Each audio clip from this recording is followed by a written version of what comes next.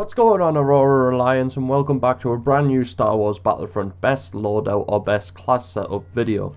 In today's video I'll be walking you through what I have found to be the best class for close quarter combat in Star Wars Battlefront. So I'm going to start off with weapons, and you do have a wide choice in the weapons which work best for different people at close range in Star Wars Battlefront, as most of the weapons are quite well balanced, meaning there's no outright overpowered weapon. I would really recommend the DH-17, which is the fully automatic pistol, the DL-44, which is the iconic semi-automatic pistol used by Han Solo, and the SE-14C, which is the burst fire pistol. All of the weapons I have mentioned will work particularly well at close range. The DH-17, which has the highest rate of fire out of the three pistols and the lowest recoil with the middle starting damage, so if you can't control recoil very well and prefer fully automatic weapons, this is going to be the gun for you to use. The DL-44, which has the highest overall starting damage of the pistols with the middle rate of fire but the highest amount of recoil, so if you are very good with accuracy on Star Wars Battlefront and are confident you can get a lot of headshots,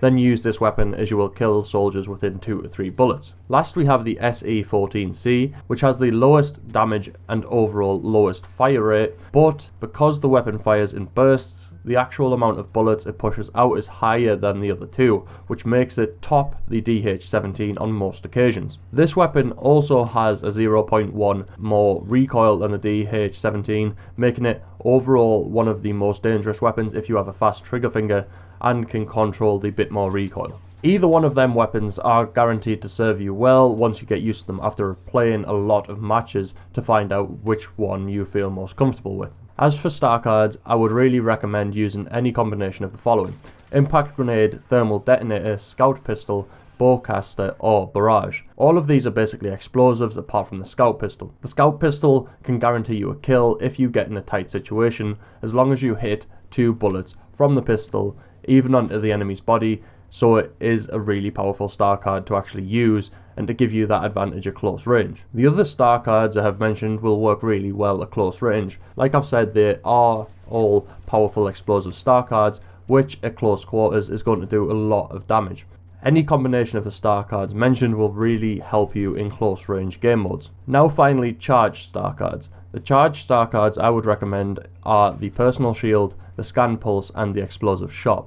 The personal shield is going to allow you to run out of any dangerous situation if you were surrounded by enemy troops. Just be careful not to get too close to the enemies, as they can still melee you through your shield and actually kill you. The explosive shot can easily take out a group of enemies at long or short range, but if there are a lot of troops together in a tight space, you're going to cause a lot of damage to all of the troops, potentially getting all of the kills, so this makes it a really powerful star card and accessory to actually have. Now finally, the scan pulse, and it's going to work really well in small game modes as the maps are a lot smaller and a lot more compressed, and it basically allows you to see enemies that are within the scan pulse's range by highlighting them fully red through walls and objects and things like that, making them really easy for you to see and making them easy kills, as you can just pre-fire wherever they're actually going to move and predict their movement to be able to get the kill. So basically any combination of the weapons star cards and charged star cards are going to work really well in close range game modes like Blast, like Droid Run, like Hero Hunt, anything like that, anything which is really sort of enclosed maps where people can't just use their jump pack and fly miles away, making you having to use a pulse cannon.